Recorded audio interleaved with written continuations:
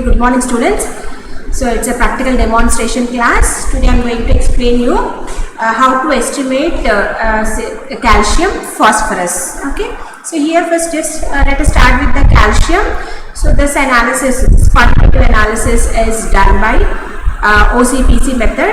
So that is O-cresol-naphthalene complex zone method. Okay, see here calcium which is present in the blood or serum can be estimated quantitatively by using a method, that is OCPC method. OCPC is O-cresol-naphthalene complex method. And here and you know that calcium in the body it is found mainly in the bone, 99% of this one, and it also in serum calcium it exists equally here in the free ionized form and in the bound form. So in the bound form you know that it is bound with the albumin, hence a decrease in the albumin causes lower the calcium level and vice versa. Okay, and if there is a like increase in the albumin levels, increases the calcium. So the levels of calcium in serum that depends upon the parathyroid hormone. You know that calcium, its normal level is 9 to 11 milligram per deciliter, and it is 99% is present in the bones and teeth, and its homeostasis of the calcium is maintained by three factors, that is calcitriol, active form of the vitamin D, parathyroid hormone and calcitonin. Okay, see here out of three, this calcitriol, that is active form of vitamin D, and parathyroid hormone, both are hypercalcemic hormone. They may tend to increase the calcium level, and calcitonin is which is secreted from the this thyroid gland, this parathyroid gland, and here it is a hypocalcemic hormone. Okay, see here homeostasis of calcium is maintained by these three factors, calcitriol, calcitonin and parathyroid hormone. The levels of calcium in serum that depends upon mainly the parathyroid hormone. So increased calcium levels is found in especially in the bone tumors, hyperparathyroidism. Increased calcium is, that is hypercalcemia, it is mainly present in bone tumors and hyperparathyroidism, and hypocalcemia, that is decreased calcium levels, mainly found in decreased activity of thyroid gland, that is hypothyroidism, and here renal failure, rickets and vitamin D deficiency, and in the pancreatitis. Okay, see here in the vitamin D deficiency there is calcitriol is not there. So the main function of calcitriol is it increases the absorption of calcium from the like small intestine, and from the increased reabsorption from the renal tubules. Even here if there is renal failure also, there is a decrease in the reabsorption of the calcium that may tend to decrease the calcium levels. So this is a summary about the calcium, and here the principle is here. The principle what we are following here, it is the OCPC method. Here calcium which combines with the compound, that is O-cresol-naphthalene complex zone to form a purple colored complex. Okay, this principle is calcium in alkaline medium, it may react with the O-cresol-naphthalene complex zone, okay, to form a purple colored complex. So the intensity of the purple colored which is measured is directly proportional to the concentration of the calcium which is present in the sample. And the normal reference value of this calcium is 8.7 to 11 milligram per deciliter. This is the normal reference range of the calcium. And here this estimation requires three reagents, that is buffer reagent we need, and a color reagent and calcium standard. Okay, three reagents are required, L1 and L2. L1 is the buffer reagent, and L2 is the color reagent, and the calcium standard. The concentration of the calcium standard is 10 milligram per deciliter. And here if you store this kit at 2 to 8 degrees centigrade, it can stable until the expiry. And here how to do the reagent is, actually they are in the kit, whatever the reagents we are getting are ready to use. Okay, and you have to protect them from the sunlight, avoid direct exposure to the sunlight. And here before starting the experiment we need to prepare the working reagent. How means, a single working reagent may be prepared by mixing equal parts of the buffer reagent and color reagent. Okay, the combined reagent is stable for 7 days. Actually these two are available in the kit. Okay, so when you do the test you have to take equal volume, 1 ml of the buffer reagent and 1 ml of the color reagent, and that will gives you the working reagent. And after mixing it is stable. Okay, the working reagent means which contains equal parts of the buffer and the color reagent. that can be stable for 7 days if stored at 2 to 8 degrees centigrade. Okay, and here the which method you have to use for this calcium estimation is usually we prefer serum or heparinized plasma. Okay, if plasma is preferred, the anticoagulant to be used is the heparin. And calcium is which is there in the sample is stable up to 7 days if we store at if we preserve properly at 2 to 8 degrees centigrade. Then here the purple color which is measured in the by the reaction which is measured at the 570 nanometers by using the yellow filter, and for this temperature required for this reaction the temperature required is 37 degrees centigrade room temperature, and the cuvette path length is 1 centimeter. Okay, see here why I am mentioning cuvette path length means here you know that this is the colorimetric analysis. The amount of the light transmitted through the color solution, the amount of the light transmitted depends upon the two pathways, the intensity of the color of the solution which is there in the cuvette, and the second factor is it depends upon the length of the cuvette. So that's what in each kit analysis I mentioned in the path length, because since the amount of the light transmitted which depends upon two laws, that is Beer's law and Lambert's law. So Beer's law, and according to that law, according to Beer's and Lambert's law, the amount of light transmitted which depends upon the concentration, intensity of the color of the solution, and then the path length of the medium. Okay, now here this pipette take 3 test tubes, and coming to the procedure, we have to take 3 test tubes as it is a quantitative analysis and label them as blank, standard and test to all the reagents. Okay, add 1 ml of the working reagent directly. Okay, if you prepare the working reagent directly, you can prepare 1 ml of the working reagent to blank, standard and test, or else you can take equal volume of the buffer reagent and color reagent into blank, standard and test. Okay, here coming to here in this procedure, you need to add 0.5 ml of buffer reagent to all the 3 and 0.5 ml of color reagent to all the blank, standard and test, and then add 0.02 ml of the distilled water into the blank, 0.02 ml of the calcium standard whose concentration is 10 mg per deciliter into the S, and serum or plasma at 0.02 ml of the serum sample you have to add into the T test tube. Mix all the test tubes and incubate them at room temperature for 5 minutes. Okay, as the incubation time is there, it's an endpoint method. Okay, now here after adding that, after 5 minutes, the purple color will be developed, which will be measured and take the OD values against the black value. Okay, and here the color is stable up to 60 minutes. Okay, see here after adding the reagent, wait for 5 minutes, that is your incubation time. Then take the readings, blank standard reading and test reading against the blank. Okay, the color which is formed is stable up to 1 hour. Then calculation, you know that for colorimetric analysis, the calcium n milligram per deciliter is equal to absorbance of the test by absorbance of the standard into 10. Okay, and like this you have to do the calculation. By using this kit method, you can able to estimate the calcium levels in the serum up to 18 milligram per deciliter, and if the values are exceeds more than 18, what you have to do, you have to dilute the sample and repeat the same assay, but you have to finally calculate the value using the proper dilution factor. Okay, now here, and there is a special note is here, as calcium is widely distributed in ion, so care should be taken to avoid the contamination. Okay, so the glassware what you are using is properly rinsed with the 1% or 0.1 normal HCl, and then with good quality deionized water before use. Okay, see here, care must be taken when you are estimating the calcium, because it is widely distributed ion even in the water. So what you have to do is, before your glassware what you are using for the test, blank standard test, as properly that is decontaminated. Okay, whereby means by properly rinsing with the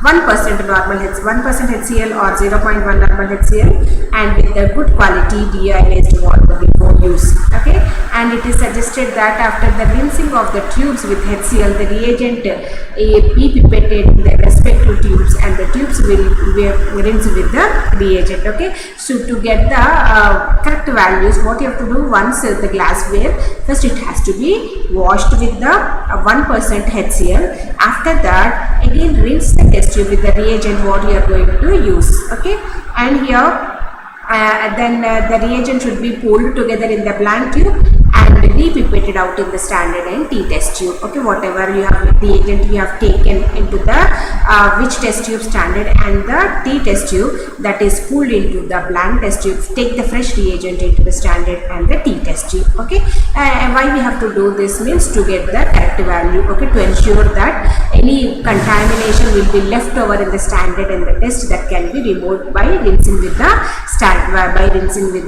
reagent. Okay, and here even the chelating agents such as EDTA present even in the traces prevent the formation of the color complex. So hence necessary care should be taken during the assay. Okay, see here already I mentioned heparin only used if we suppose if EDTA is there, leftover EDTA is there in the test tube what you are where you are estimating the calcium, so that may interfere the calcium. So you have to ensure that even the traces has to be removed before estimating the calcium. Okay, this is the care should be taken when you are doing this calcium estimation.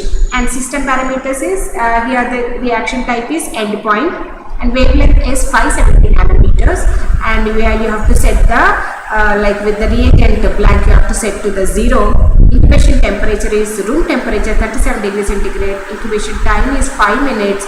The sample volume you need for this estimation is 0.02 ml, and the standard reagent volume is 1 ml you need for the reagent, and here standard concentration is 10 milligram per deciliter. Reaction slope is increasing and the linearity is 18 milligram per deciliter, means up to 18 milligram you can estimate the calcium, and here the units are express that units in milligram per deciliter. Okay, that's it about this estimation of this calcium.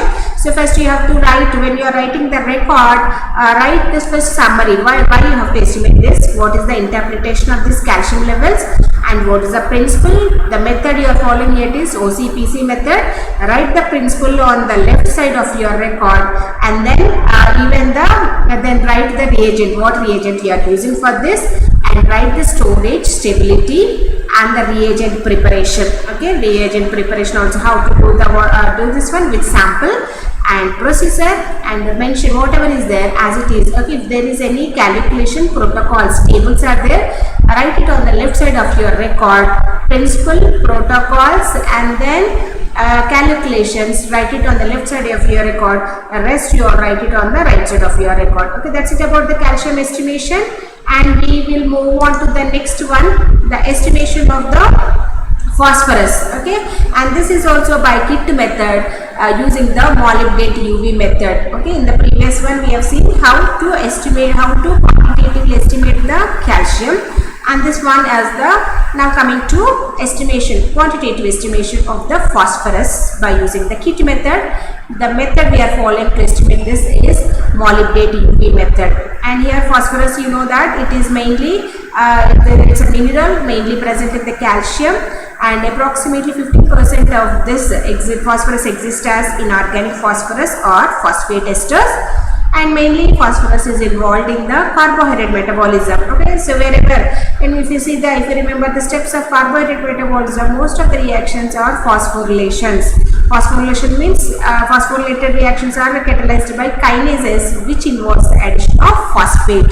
So phosphorus is mainly involved in the carbohydrate metabolism, and it's a component of many other substances. For example, you take a universal source of energy. Okay, that is ATP. ATP is formed by the ATP has how many phosphates? 3 phosphates are there. Okay, so it is a component of many biologically important compounds, and increased levels of this are found in hypothyroidism, renal failure, bone metastasis and liver disease, and decreased phosphorus levels are found in increased activity of thyroid gland. Okay, that is hyperparathyroidism, rickets and vitamin D deficiency. Okay, then principle of this one is I already mentioned, it's a molybdate UV method.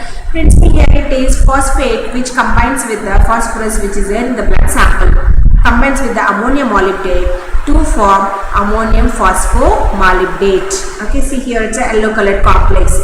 The phosphate ions in acidic medium they may combine with the ammonium molybdate to form phosphomolybdate. This complex has an absorbance in the ultraviolet range and is measured at 340 nanometers, okay, not in the UV range. Okay, see here, normally, see this here, this color which is developed here in the like in this reaction has to be measured in the UV range, that is at 340 nanometers. Now here intensity of the color formation, that is directly proportional to the concentration of the inorganic phosphorus which is present in the sample. Okay, that is the principle. And here the normal difference value in the serum adults is 2.5 to 5 milligram per deciliter, that is the normal value. In children it is slightly higher, that is 4 to 6.5 milligram per deciliter. Normal phosphorus in the adults is it should be in between 2 to 5 milligram per deciliter, but in the children should be between 4 to 6.5 mg per deciliter. And if suppose if we estimate the urine phosphorus concentration in the urine is 0.3 to 1 gram in 24 hours. Urinary excretion of the phosphorus. Phosphorus is one of the normal constituent of the urine. Its daily excretion should be less than 1 gram in 24 hours. Now here the contents, here also we need 3 reagents: acid reagent, molybdenate reagent and the standard. Okay, standard may contain 5 milligram per deciliter. Now here the reagents are stable at room temperature until the expiry, and here the reagent preparation is, these are ready to use. What you have to do is, just before the estimation you have to prepare the working reagent. How means by mixing equal quantity of the by mixing the contents of the first bottle of the L2 to the L1. Okay, so all the contents whatever is there in the L2 should be mixed with the molybdenate reagent should be mixed with the acid reagent. So that is called, means both L1 and L2 you have to mix it, that will become the working reagent that can be stable for 6 months if we store at 2 to 8 degrees centigrade. And here the on storage it may develop some slight blue color, but anyway it will not affect the phosphorus estimation. So alternatively, see here how to do the procedure is serum, which what we are referring here, it is serum or heparinized or EDTA plasma. And here acidify the urine with a few drops of concentrated hydrochloric acid and dilute 1 plus 19 before the assay. Okay, suppose if the sample, the same method, okay, so what we are, the phosphorus kit method, molybdenate UV method, no, by using that we can estimate the inorganic phosphorus both in the serum, plasma as well as in the urine. Okay, same method is involved in the estimation of the serum or in the urine. Suppose if it is a serum sample, if it is the blood, means you can add the serum or heparinized or EDTA plasma. Suppose if it is, you are estimating the phosphorus in the urine sample, what you have to do is you need to dilute the sample.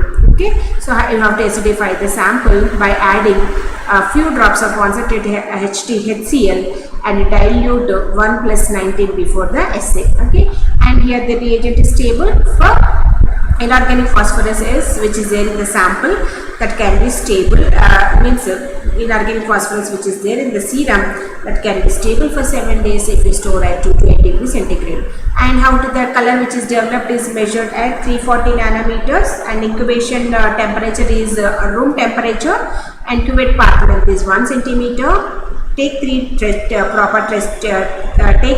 tubes and label them as blank, standard and test. Add 1 ml of the working reagent, and you know that working reagent is which contains acid reagent and the molybdenate reagent. So add 1 ml of the working reagent to the blank, standard and test. To that add 0.01 ml of the distilled water to the blank and 0.01 ml of the phosphorus standard, which contains 5 milligrams per deciliter of the phosphorus, to the S test tube, and 0.01 ml of the sample to the T test tube. Mix all the test tubes and keep them at room temperature. Incubate them at room temperature for 5 minutes. Color will be developed. The color which is developed is measured at 340 nanometers by setting the reagent blank to the 0. Okay, then and the calculation is phosphorus in milligram per deciliter is equal to absorbance of the test by absorbance of the standard into 5. Okay, why you are multiplying with the 5? 5 is the phosphorus standard concentration. So test absorbance is divided by standard absorbance, which is multiplied with the concentration of the standard, and you will be getting the phosphorus value. By using this method, we can estimate the phosphorus up to 20 milligram per deciliter. Still if the concentration is more, you need to dilute the sample. Anyway, after diluting the sample, repeat the same assay and calculate the values using the proper dilution factor. Okay, normal level is up to 5 only, but by using this method in the serum, this method can able to estimate this phosphorus concentration up to 20 milligram per deciliter, that is the linearity. And as the hemolysis interferes the test, so the sample should not be hemolyzed, and use clean glassware for this estimation of the phosphorus. Better it is rinsed with the N10 HCl, okay, for the phosphorus estimation. Now we are coming to the system parameters. Here, as the incubation time is there, it is endpoint method. The color which is developed, that is ammonium phosphomolybdate, yellow color, measured at 340 nanometers, and 0 setting. Your reagent blank should be set with the 0 setting. Incubation temperature is room temperature. Incubation time is 5 minutes. Now here the sample volume, you need only 0.01 ml of the sample, and the reagent required is 1 ml for the test, and the standard concentration is 5 milligram per deciliter, and the reaction slope here it is increasing, and the linearity is 20 milligram per deciliter, and you have to express units is milligram per deciliter. Okay, that's it about the quantitative estimation of the phosphorus. Its level here in the serum is to do between 2 to 5 milligram per deciliter. If there is increased concentration of the this phosphorus is there, that is mainly found in hypoparathyroidism, renal failure, and liver diseases, bone metastasis. Suppose if there is decreased levels of phosphorus are found, it may be suggestive of hyperparathyroidism, rickets, and vitamin D deficiency. Okay, that's it about the estimation of this quantitative estimation of the calcium and phosphorus. Okay, now then coming to the last experiment of your syllabus, according to your syllabus, that is the DNA isolation. Okay, see here, then we move on to the next experiment. This is also a like demonstration practical for you. You no need to do, just you should have an idea about the procedure, how to extract and how to isolate the DNA from the samples. Okay, now here then coming to the DNA isolation. Now here DNA isolation as what is DNA isolation? Why we have to extract DNA means it's the process of purification of DNA from the sample by using the different methods, physical methods or chemical methods. Okay, see here, by using physical or chemical methods here, in this process we are purifying the DNA from the samples. The first isolation of the DNA was done in 1869 by Frederick Mischer. Okay, and these methods used to isolate DNA, but which depends upon the source, age, and size of the sample. In general, the main aim to separate DNA which is present in the nucleus of the cell from other cellular components. Okay, in general, why we are extracting, purifying the DNA, main aim to separate DNA present in the nucleus of the cell from the cellular components. And isolation of the DNA is needed for genetic analysis, mainly that is used for scientific purpose, medical or forensic purpose. Okay, then you should know why we have to isolate the DNA means mainly this genetic analysis involves isolation of the DNA like scientific, medical and forensic purpose. Now here scientists use DNA in a number of applications, like they will introduction of the DNA into the cells and animals during the research or plants or for diagnostic purpose. Okay, see here they will isolate the DNA, and that isolated DNA may be introduced into the other animals or the plants for the research purpose. Mainly this in the medicine for diagnostic purpose, this DNA isolation is applied. Okay, and on the other hand, forensic science needs to recover DNA for identification of individuals, to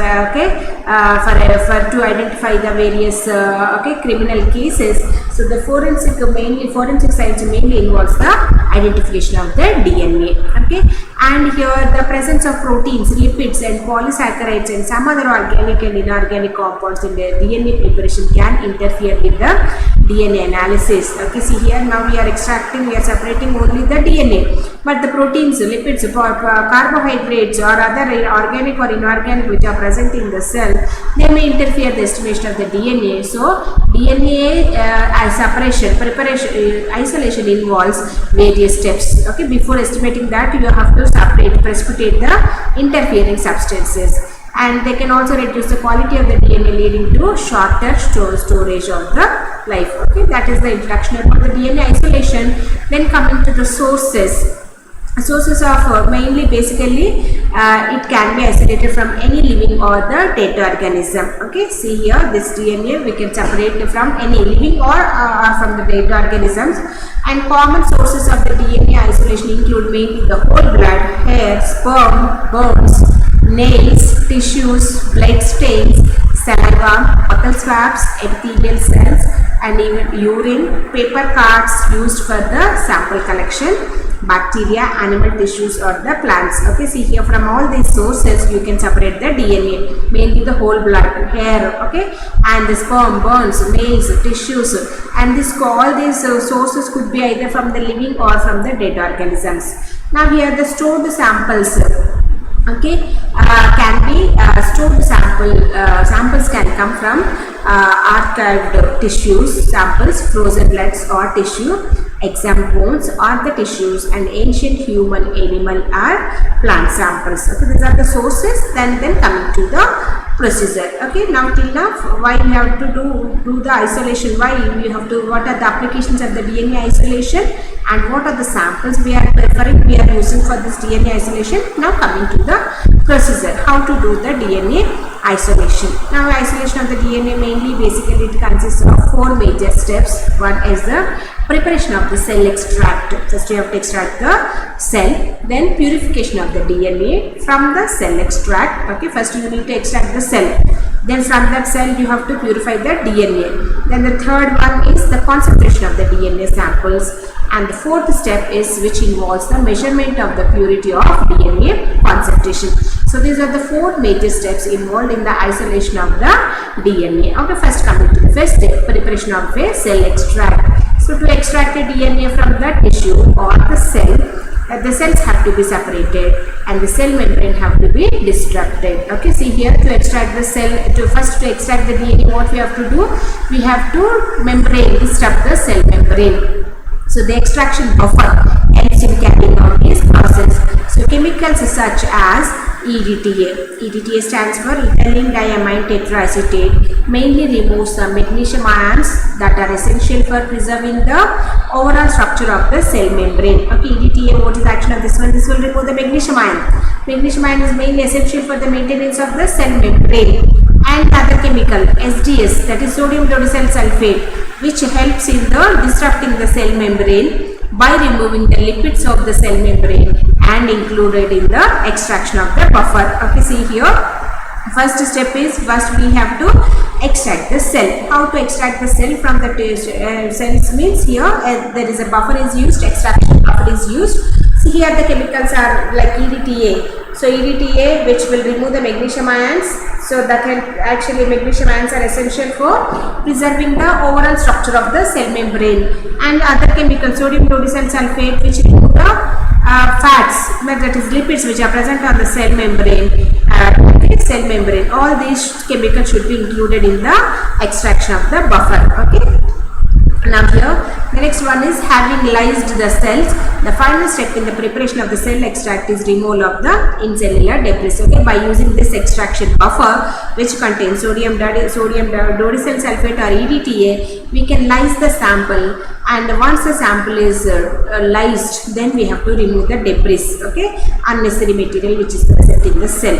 So cell debris and partially digested organelles etc. can be removed by centrifugation, leaving the cell extract as a supernatant. Okay, see here the unnecessarily debris can be removed by centrifugation. On centrifugation, cell extract will be there in the supernatant and the debris will be settled down. Okay, then the second process is the purification of the DNA from the cell extract. Okay, now here the cell is lysed and DNA is extracted in the first step.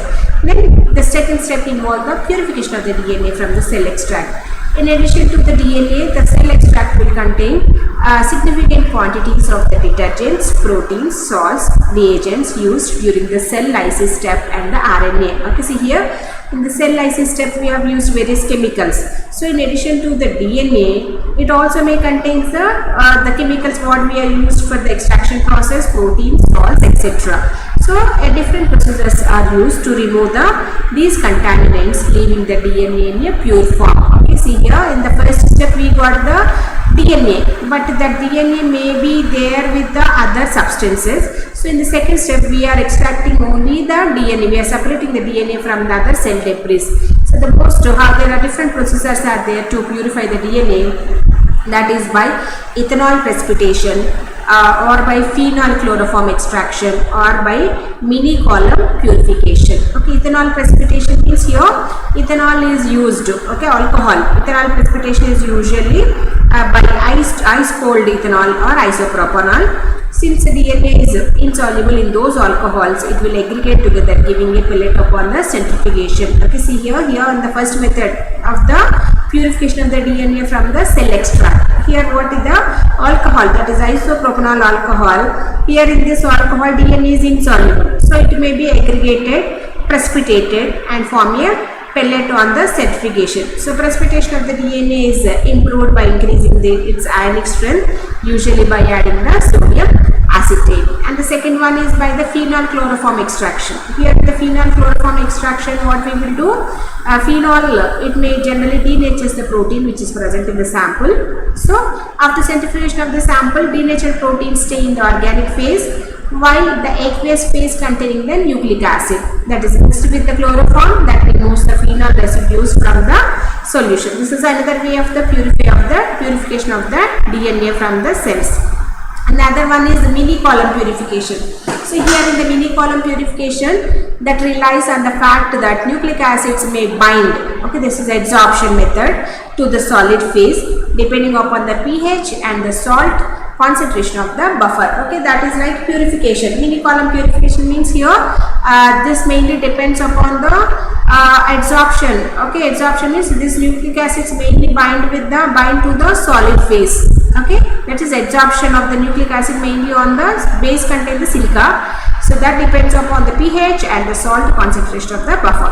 So like this, by using the propanol, by using this ethanol precipitation method, or by phenol-chloroform extraction, or by Minicolumn purification, we can extract the so what we have to do, we can purify the DNA from the cell extract. Okay, now coming to the third step is which one, concentration of the DNA sample. The most frequently used method for concentration of this one is the ethanol precipitation. Okay, here in this, the presence of salt and the temperature of -20 degrees centigrade or less, absolute ethanol will efficiently precipitate polymeric nucleic acids. Okay, and with the concentrated solution of the DNA, one can use the glass rods to pull out the adhering DNA strands, while for diluted solutions are precipitated. For dilute solutions, precipitate DNA can be collected by centrifugation and redissolving in appropriate volume of the water. Okay, the third one is third one is you are concentrating the DNA samples. How you are concentrating the DNA sample is by using the ethanol precipitation.